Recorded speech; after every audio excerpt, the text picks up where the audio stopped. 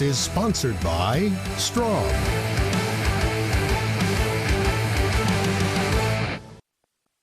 If what happened wasn't what you expected, if it surprised you, you either weren't being honest with yourself or you weren't paying attention.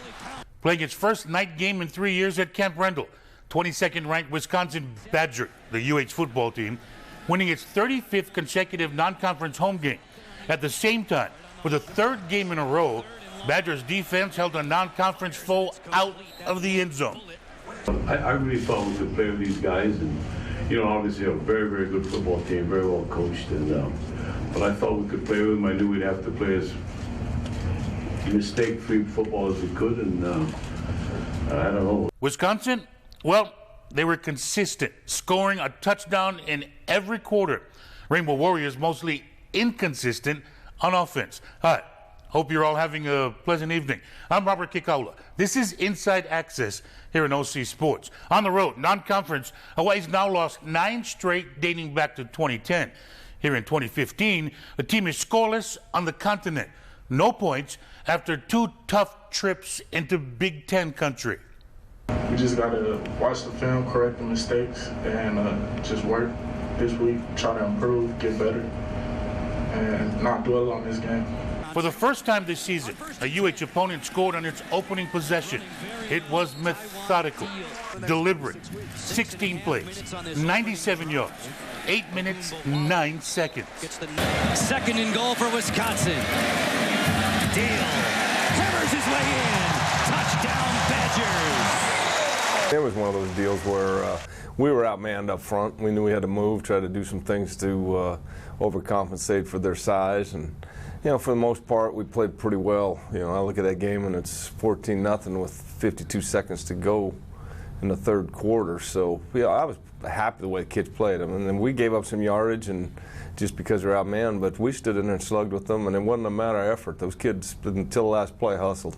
Madison Gang scored on his first and last possession of the first half. Following 3 straight punts, Badgers took a 9-play, 73-yard scoring drive into the break, leading 14-0. In the opening quarter, Deal bouncing away, he scores again. Taiwan Deal, 2 for 2. We didn't tackle, we didn't do a good job getting off the blocks, and they got up to the second level pretty fast.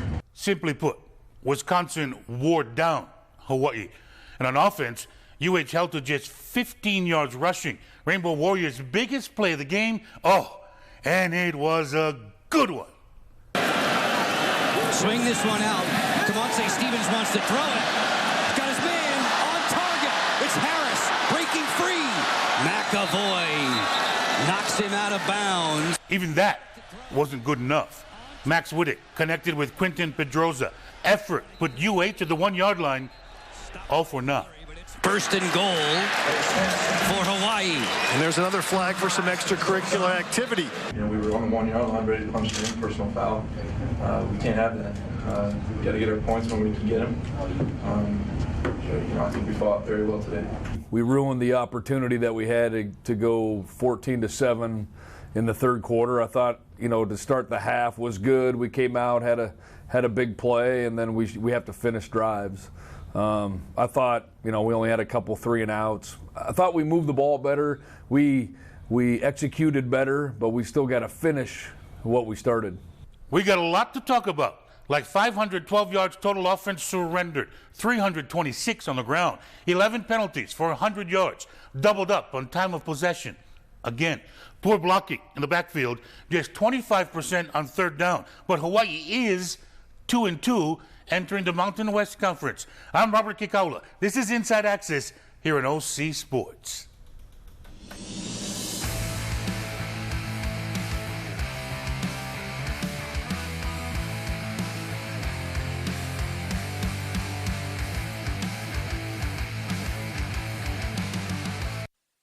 Final score, Hawaii at Wisconsin, losing 28-0. Badgers, a touchdown in every quarter. Hawaii's record now 2-2, and has the final 2 touchdowns by Wisconsin. Stabby waits and fires, open the back of the end zone, touchdown, Austin Traylor.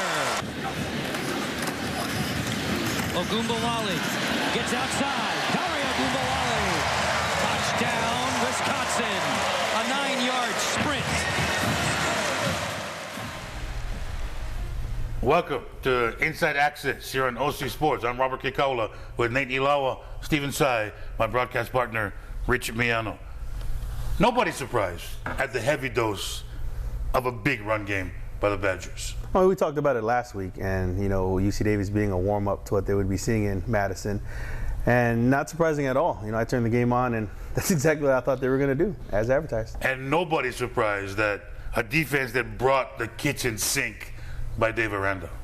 Dave Aranda understands how to attack protection. If he wins on first down and he stops the run and gets you into an obvious passing situation, 2nd and 7, 3rd and long, he's going to overload protection. And one of the weaknesses that has been exposed, and he had said this prior to the game, not to anybody on the Hawaii staff, we will overload protection. Their backs will not be able to pick it up, and therefore they had a big advantage. And all that being said, with 52 seconds left in the third quarter, it was just 14-0. Yeah, Hawaii stuck in there, but Hawaii just could not move the ball. They just couldn't get the breaks, and they couldn't get the calls, and they got hurt. And they got to the 1-yard line, but a second later, they're back at the 16. Taiwan Deal, running back for Wisconsin, and his running mate, Ogunbowale. Their numbers look like this: 26 carries for Taiwan Deal, 147 yards rushing, 2 touchdowns, and Dare Ogunbowale, 15 carries, 85 yards, and a touchdown. This running game is formidable. It is. And what really stood out in that graphic was the 5.7 yards a carry. That, on a first down, it makes it a nice second and short or second and mid. And you can pound the ball again. It gives you more options. It sets up the play action, obviously. But as you can see, it's just man on man. It's just, we talked about it, it's old caveman type of football. I'm going to block you, and we're just going to pound away to see whoever gives up. Hawaii defensive coordinator, Tom Mason, he knew exactly what his defense was getting into. 16 plays, 97 yards. That's some big boy football, wasn't it? Yeah, that was downhill. Going to hit you in the mouth. I knew that's what they were going to do.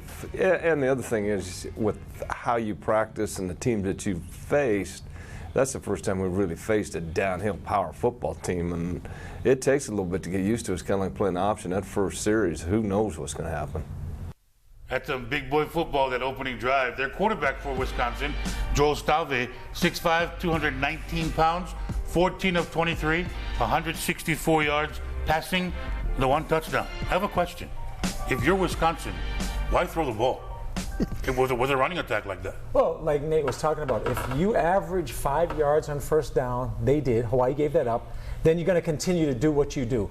Wisconsin has never proven to be able to come back from a deficit, and when they're placed into 2nd and 3rd and long, they're not an efficient passing team. But 5 yards on first down is the key to who they are and what they do, and they didn't deviate, Robert, because this is what they've been doing for years. Good break for the Badgers, bad break for Hawaii, and it's something that's a recurring problem. It's the almost interception in the Hawaii secondary, and a big break for Wisconsin. Nick Nelson had his hands on the football. Again, it's a play that's got to go Hawaii's way sooner or later. Well, it does. And you see Benny Fanua with the great pressure forcing this type of throw. And you got to come up with those. With the way the offense is, it's pounding, dragging you out, and that's the opportunity to take the ball away and shift momentum to Hawaii side. Yeah, Alex Erickson comes up with the catch for Wisconsin. And the final numbers are somewhat scary. 512 yards total offense for Wisconsin, 326 on the ground to just 15 yards rushing for Hawaii. 1 sack for UH, that's by Kennedy Tulimaseli'i. 3 sacks for Wisconsin, and time of possession almost double up again. And the penalties, Hawaii coach Norm Chow not very happy with. 11 penalties for 100 yards. That's got to sting. Afterwards, he wasn't happy about that, was he? No, he wasn't. And again, you don't get many opportunities against good teams like this, and get opportunities and then to squander with penalties, it's just tough. And the one case where the penalties really hurt, third quarter, Hawaii gets it to the 1 yard line, and on one sequence, 3 penalties by the one player, Hawaii right guard, Dejon Allen. And not to pick on Dejon Allen, because up to this point, this young man was moving mountains. But 3 penalties in the one sequence, minus 30 yards, and takes away out of scoring position, they end up missing the field goal, that's a killer. That's a huge momentum blow for Hawaii. And as Steven was talking about, they're not good enough to play an Ohio State or a Wisconsin or a Boise State and lose the war of penalties. And some of those were questionable calls, Robert, but you have to overcome those. A couple of those pass interference calls, to me, were just atrocious. But at the same time, there's some administrative things. Tui Unga in terms of a legal procedure, Dejon Allen in terms of that personal foul. So you're exactly right. It's hard enough to win on the road against a good football team, but you cannot hurt yourself. Yeah, penalties are tough to overcome. That's what I told players I'm most disappointed in. We play with toughness, we play with class, we play with style, and that hurt us. Always one hurt us, cost us 15 yards. Gaetano's cost us some yardage. We can't do that. We can't do that. We have to be disciplined. And, it was frustrating. I think the players were all very frustrated about what was happening. We'll hear much more from Hawaii head coach Norm Chow here in Inside Access on OC Sports. A little bit. Inside Access on OC Sports is sponsored by Strong.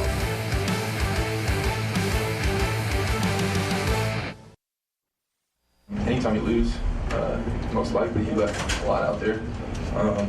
I think we did a heck of a lot better job executing this game compared to that game. We just got to put points on the board. That's all it comes down to. That's Hawaii quarterback Max Woodard, the senior, 15 of 32 for 189 yards, saying his offense was better against Wisconsin than they were a couple of weeks ago in Big Ten country against Ohio State. Should we be alarmed, distressed that they didn't score a second trip on the road, even though it's in Big Ten country? Well, I think there's something to be concerned about, Robert, but not overly concerned, because you're talking about Ohio State with the greatest athletes in college football and a Dave Aranda good athletic team that's well coached, schemed up.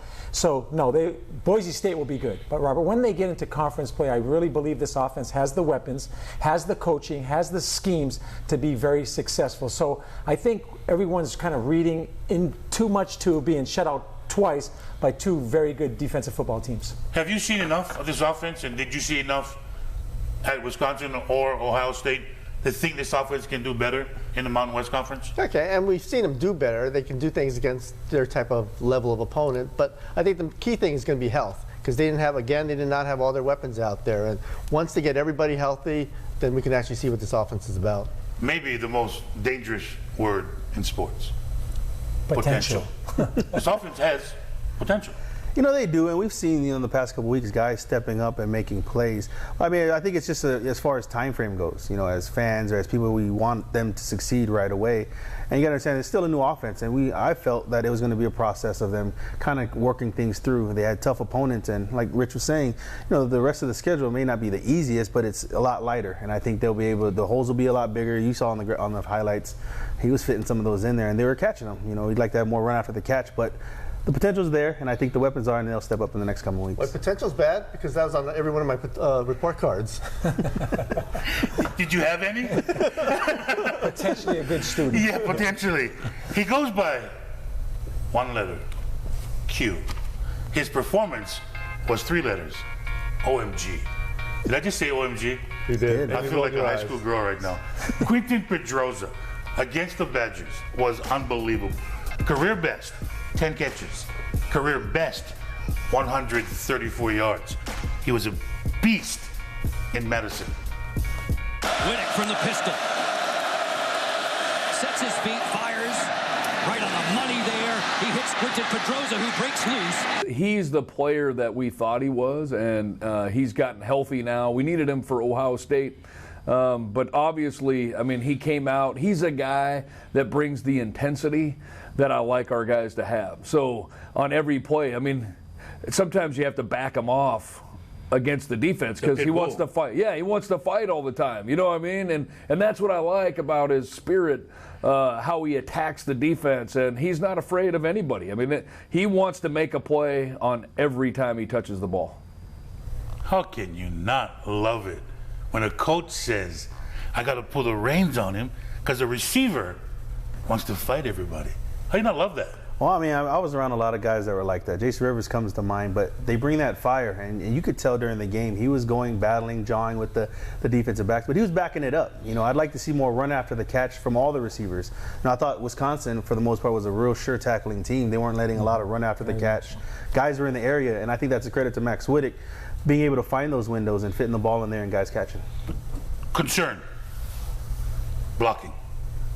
In the backfield. Running back. How big of a concern is that to any one of you?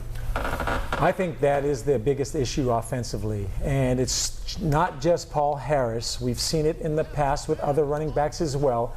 I know that has to be a concern to Norm Chow, Chris Naioli. In order for this team to be successful, when they get in passing situations because their inability to run the ball on first down against Big Ten opponents, they're going to have to throw the football. In order to throw the football, protection is key. And you have seen a whole bunch of situations you see on your screen right now with Melvin Davis. He does not get square. He does not get in front. He does not slow down the outside blitzer. And the way they protect Robert, just so you know, they slide one way. The back is responsible for the outside pressure. And that's what Dave Aranda took advantage of, is coming off the edge, and you have a linebacker, 235, 245 pounds against the Paul Harris. And you saw Melvin Davis. He's a bigger guy, but the technique was not there. So that, to me, is the most pressing thing that they need to do offensively. It's going to be a long season. I thought game experience showed when Stephen Lakalaka got into the game against Wisconsin. And he showed game experience and ability to block in the back. The trouble is, every time he goes in, you know it's a pass play. That's okay. Where's Ryan Tuasoa? Yeah. Where's Justin Veli? Those guys can block. You know when it's 2nd and long and 3rd and 10 on that one sack situation, it's going to be a pass. Everybody in this building, in the stadium, knows that. Have someone that can block the outside rusher in this scheme. A lot of talk after the game, targeting.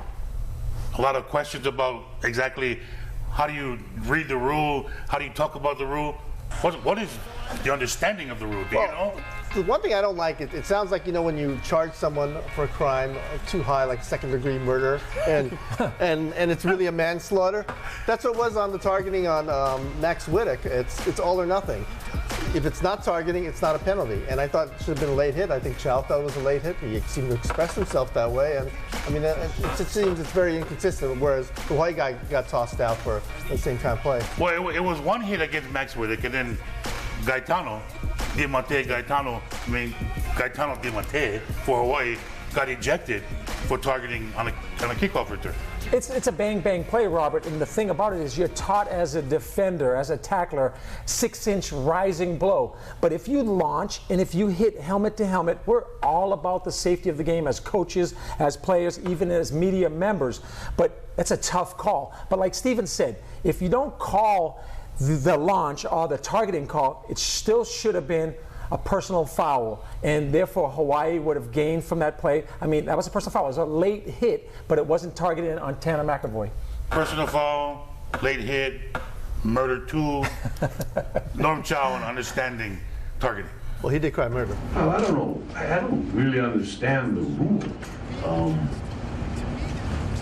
It looks like Max's head went that way. You know, it kind of whipped back, which obviously means it's a targeting deal.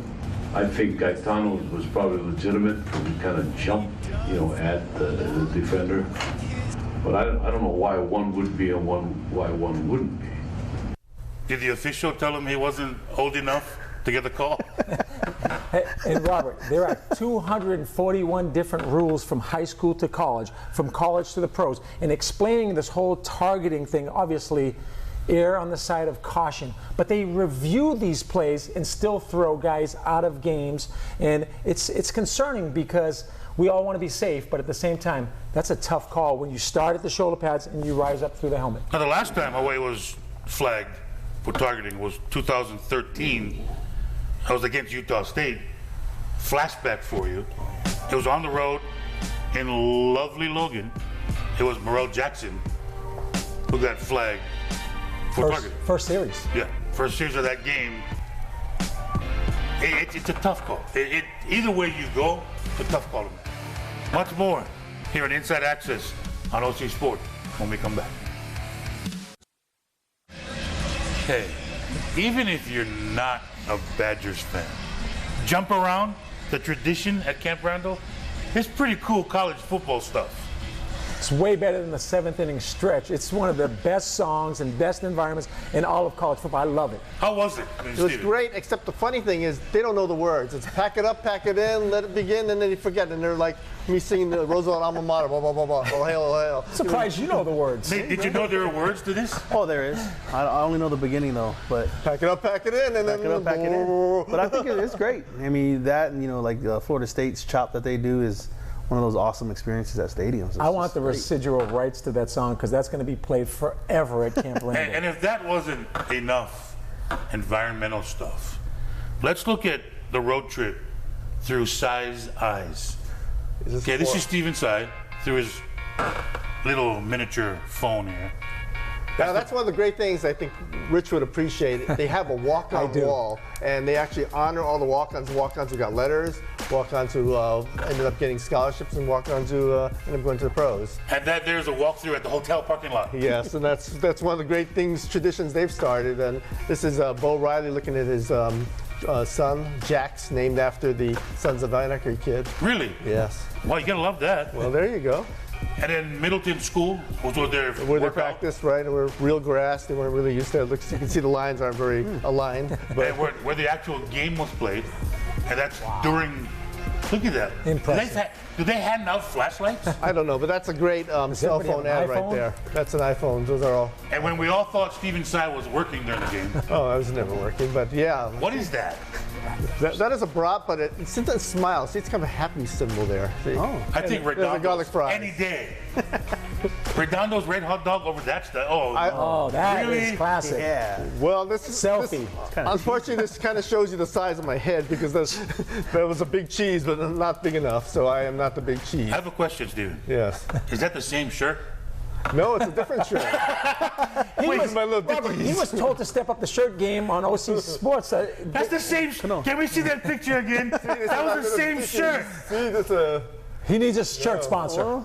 Oh, that was classic. That's my road shirt because it has 2 pockets for my. There's no defense of that shirt. Take a look at some of the numbers of some stand-ups for Hawaii. Linebacker Gerald Garcia Williams, back-to-back double-digit tackles for him. He had 10 stops against the Badgers. On the back end, Merle Jackson, 13 tackles to lead Hawaii. And up front, across defensive line, Kennedy Tulimasiali'i had 8 tackles for the University of Hawaii, including making a big sack in the second half against Joel Stave. He continues to create havoc. He does, and I mean, right here, you know, on the replay, you can't really see it, but he beats the guy right off the snap and was able to make the play. You'd like him to probably make him fumble, but, you know, getting there and interrupting things is what he does best. Was there a bigger hit in the game than that, DeJean Butler? No, that was, when you talk about kickoff coverage, the speed DeJean Butler showed. And also, I don't know if you noticed this, but Noah Borden on one of the punt team made a phenomenal open field tackle as well. But this hit you're going to see right here on the screen, and this young man got hurt, but it's almost picture perfect in terms of keeping his eyes up, his head up. But the impact, the speed, kickoff coverage has been a concern. That young man was the first guy down there, and he knew what to do when he got there, and that's important. Are we in agreement that this defense played very well until finally those big boys just wore on them? Robert, the thing we'd like to see more is turnovers. They need to cause more turnovers, but you're right. You just talked about the graphic of being strong up the middle like a baseball team. When you have an inside linebacker like Gerald Garcia Williams, who's making that many tackles, and then you have a safety, a free safety, Merle Jackson, right? That means not a lot of long runs. You're stopping people up in the middle, and then Kennedy Tulimasiali'i. So this is a good defense, but they have to win on first down, Robert, and they will when they get in conference play, and they have to create turnovers. Kenny Fonua has stepped up his game. Right, he's getting more work, and that's what they kind of thought when they got him, when they recruited him. He's the best player in the state. When they recruited him, he's just a really tough guy, and he fits this kind of thing where everyone's blitzing and everything. Someone's got to stay back and he make the big hits. Rainbow Warriors are 2-2 in 2015. Sat down with their head coach, Norm Chow. Okay, Coach. We're at a point here where maybe the worst case scenario because of that schedule, health of your football team. Are you concerned about injuries? Very much so, Robert. Very much so. We're not deep enough. We'll get a report today about some of the guys. But yeah, we are, and the wear and tear of the travel and all that. But we cannot and we will not make that as an excuse. We just have to get going and get everybody back healthy. And the tough part of the schedule is yet to come. You start Mountain West Conference play this week against a team that's hot right now. Boise State's playing some quality football. And because the schedule is what it is, it's ridiculous. You go back on the road. So be it. You got to strap up and play on Saturday, right? Nobody feels bad for us, and the timing couldn't be worse. We play at 8:15 in the evening, and trying to get home. We've been working on it for a week or two. Trying to get home from that ball game is a problem as well. But yeah, we look forward to it, and like we believe in it. We just go where we have to go and play where we have to play. I'm surprised it's so late at night, but I guess ESPN is picking that up. You're at a point where, have you seen your football program get better from last season? It is.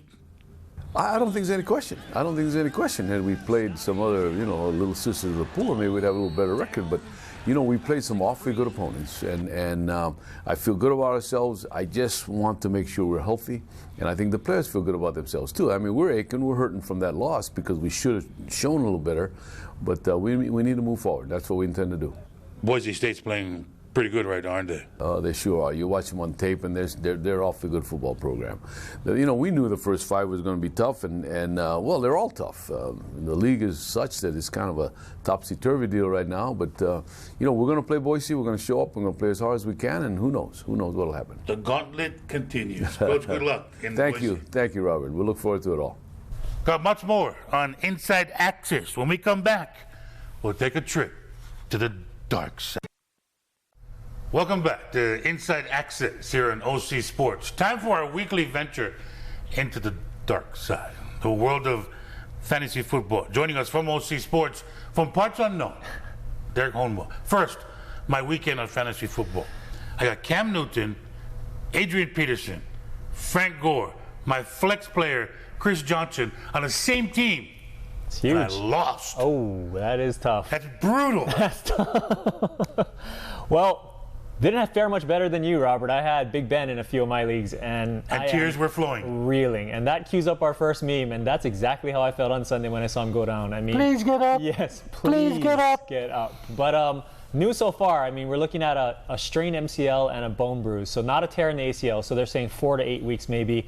I mean, keep an eye on Ben because I think they're saying that if they can get the swelling down, if he can get off the crutches, you're looking at a faster recovery time because he can start the rehab process. But if he doesn't, you could see upwards of 8 to 10 weeks. So with that, we're going to go right into our waiver section. I mean, if you look at the quarterback scenario, I mean, you got guys like Drew Brees, Tony Romo, Jay Cutler, now Big Ben.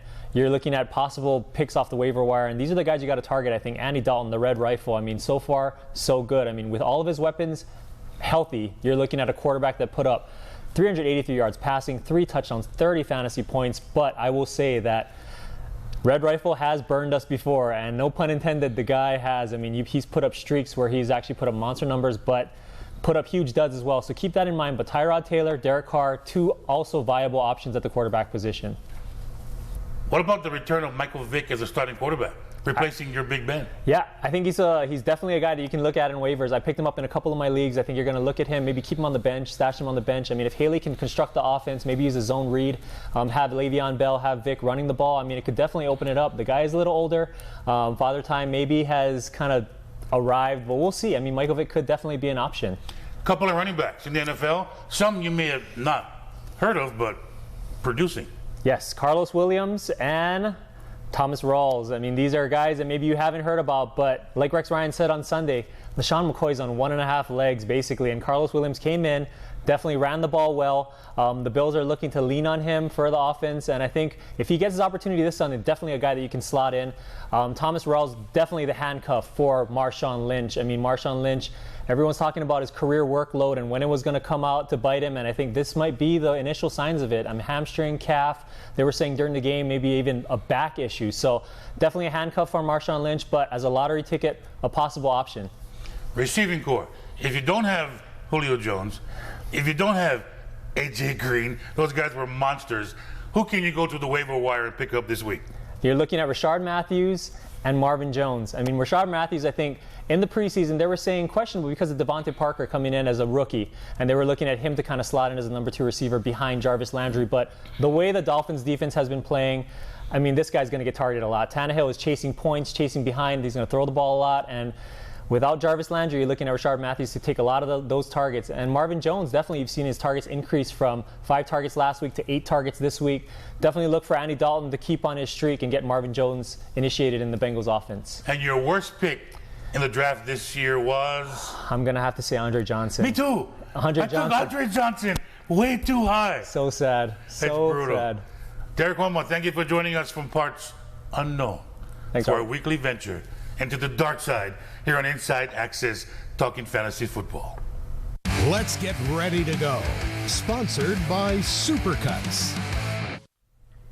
Hawaii this week, getting ready for play in the Mountain West Conference. First up, the Broncos of Boise State. 3-1 off a big win at Virginia, 56-14.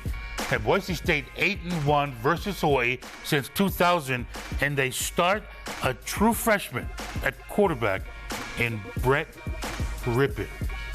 We're going to do some things to try to, make his life a little miserable and to confuse him a little bit. So, I've been watching a lot, especially that last game where he started, and seeing what he does well and what causes him some problems. And, we're going to throw a few different things at him.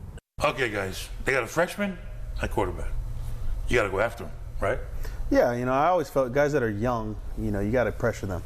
They're not fully set, and if there's a true freshman, as you're saying, you don't want them to get settled. You don't want them to have any success early. You want to get at them early and often. The thing about Boise State, it's not just about offense. That defense. And I'm not sure if it's Kamale Correa, Laanui Correa, whatever Correa is on that defense has a second-round grade in the NFL. They say he's a Nate Orchard with more athleticism. And you talk about as good as Kennedy is, this will be a battle for Conference Defensive Player of the Year because this guy is disruptive. He can flat out play, Robert. Just ask Virginia on the first play of the game. What are you expecting when Hawaii goes to lovely Boise? Well, I just think that the defense will come play, and the offense has got to be patient and do kind of what they did against UC Davis. Just be patient. Don't try to rush things. Don't try to play catch-up or hurry up things. Just got to play their game. Hawaii cannot afford to go over the continent again. I mean, the punishment, the physical punishment at Ohio State, the physical punishment at Wisconsin has to have a payoff, and the payoff needs to happen in Boise. And this is the best venue in the Mountain West. It is. It's the best team in the Mountain West. And when we played Florida in 2006, we went down to Boise State on the road after. And Spencer Smith came up to me and said, Coach, I think it's louder here in Boise than it was at Florida. So you're going to have a great crowd. You're going to have a great football team. You have a freshman quarterback, but his last name is Rippon, and his uncle, won a Super Bowl for the Washington Redskins. So this is not your average freshman quarterback. They scored points last week in bunches, and they're starting to roll. It is a great atmosphere, and somebody expecting great things. Let me show you this tweet we saw on Twitter. Former UH standout, Mike Edwards. Hawaii still looking good tonight. He watched the Wisconsin game. He's expecting good things. I remember Mike Edwards. How about this for a flashback? Aloha Stadium versus who? The Broncos of Boise State. And Mike Edwards took one out of the end zone and went the distance. Hawaii could use a moment like that on, and I hope I don't get in trouble for this, the ugliest football field, not in the conference, not in the country, in the world.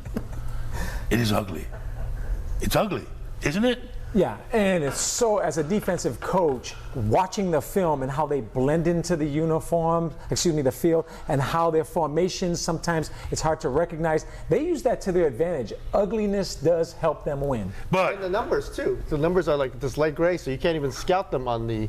But to their credit, Boise State is the cream of the conference. You gotta love to hate them because they're the best in the Mountain West Conference. Props to the Broncos. For Nady Lawa, for Steven Tsai, for Rich Miano, I'm Robert Kikalo. For our entire crew, thanks for watching Inside Access here at OC Sports.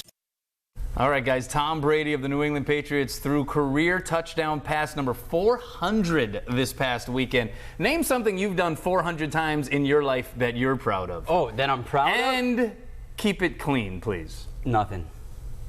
Clean? Yeah. No. But seriously? Bank of Hawaii is proud to sponsor this program. But seriously.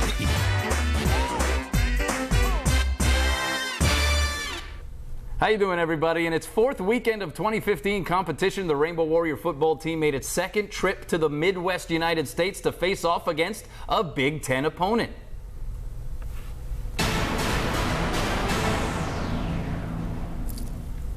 And the Big Ten opponent would get the better of this matchup once again. Just like against Ohio State a couple of weeks back, Hawaii would put up the big goose egg, losing 28-0 to the Wisconsin Badgers, who outrushed the Rainbow Warriors 326-15. So guys, Hawaii now 2-2 on the year, again venturing into one of the true great venues in college football, but again having nothing offensively and on the scoreboard to show for it. What do you make of this last excursion into the Midwest? Well, I think that Wisconsin's pretty darn good. And I think that's one thing we see, and they're really good on defense. I didn't think that they were athletically nearly the match of Ohio State. But they don't make a lot of errors. They don't beat themselves at all. Dave Aranda's doing a terrific job with the defense. And the other thing, I rarely say this, but I have to, because I think it's the last bastion almost of sore loserdom. Mm-hmm. But I thought it was as poorly an officiated game as I've seen in 5 or 7 years. It's hard to look at this game and be overly frustrated with the University of Hawaii not scoring, obviously, for the second time on the road against a Big Ten ranked opponent. But when you look at a touchdown a quarter against the Wisconsin Badgers at Camp Randall, that has to be something that you feel really good about as the season goes on, because that offensive line that Wisconsin has, where I believe I heard you say on the radio they average about 6'5", 315. The University of Hawaii is not going to see an offensive line like that for the rest of the year. So the fact that you hold them to 28 points, I think, is a huge, huge takeaway from that game. But once again, not being able to get into the end zone, especially when you got so close and you took yourself out of it. Penalties is, I think, the thing you take away the most as far as the concern from Wisconsin. That can't happen. The University of Hawaii can't let that happen. I agree with you, Bobby. I think sometimes it can be the easy way out when trying to explain a loss, right, by pointing at the officials and saying, hey, look, this call here, this call there. But there, frankly, were some very questionable calls, reversals of calls, pass interference penalties at very untimely moments in the game. But you know, I think the issue I'm having with this performance is it's almost carbon copy of what happened at Ohio State, right? It was 14-0 at halftime. We were encouraged certainly by the play of the defense, which 4 games into the season has proven to all but eliminate the big play. It's kind of amazing what Tom Mason's crew is doing on that front. But then the frustrations offensively, perhaps I don't know if you guys would agree, but perhaps a certain lack of creativity. Receivers having a hard time getting open, getting off the line. So is it fair to say that we are both encouraged and discouraged at the same time by this last performance? Well, I'm not as discouraged as I think you could be. There's a couple of things that have to get fixed. For example, the blocking from the running backs thus far, frankly, atrocious. Yeah. I would, if you saw Paul Harris and watch it on video, guys are just running right through him. Now, granted, he's much smaller, but he's got to be able, not necessarily to man up, take the guy on, but he's got to redirect a pass rusher. It's a learned skill, and clearly he's got a little way to go on that. They've got to find a running back, and if you have to put a bigger guy in, if you need Justin Veli back there, when you're 3rd and 7 or longer, and it's an obvious passing situation, you need someone that can help save Max Whittick. Yeah, yet another thing you miss about not having Joey Josefa there in the backfield, for sure. Total agreement with Bobby as far as the running back, because Paul Harris is the best option you have as far as when the ball is in your hand.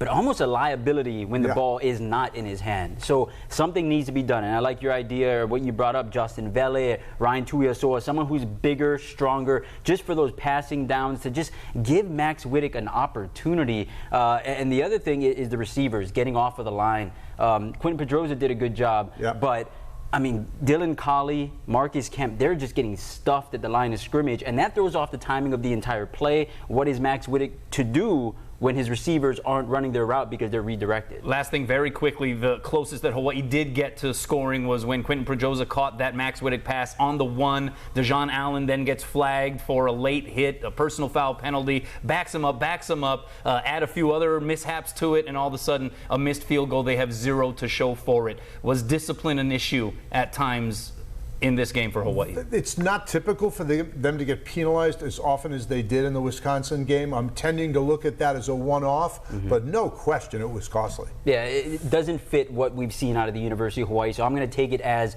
it was a frustrating game for the Bows, and that's why it happened. I don't expect this to be a problem moving forward.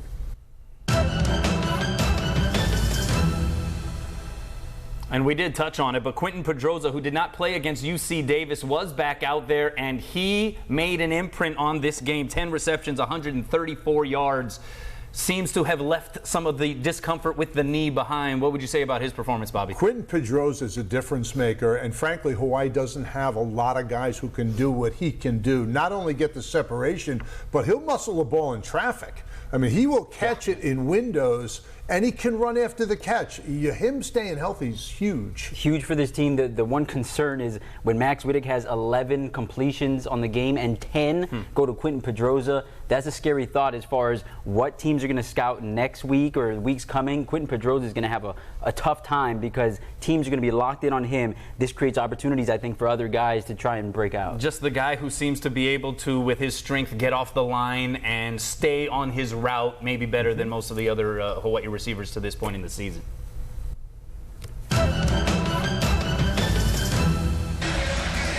Sit down? No, they do not sit down after the third quarter. Of course, per tradition now at Camp Randall Stadium, the Badger faithful, they participate in jumping around to the famous House of Pain song, Jump Around. Bobby, you were there in the booth calling the game on radio. What was that like? Well, for one thing, I was glad I was warned because that booth is going. I mean, it was not only up and down, but a little side to side. If you're on the water, you get seasick. And the thing about it, you're seeing the students on the video, but where we were, right in front of the press box, it was the, shall we say, older, seasoned veteran watchers. And you're looking at people, it's not just the 110-pound co-heads that are going up and down. I'm talking 265, and that's the gals. I mean, I am saying there's some big people that are really going there. It's a great environment, a lot of fun. Did you jump around? No. What? He was hanging on for dear life. Okay. I was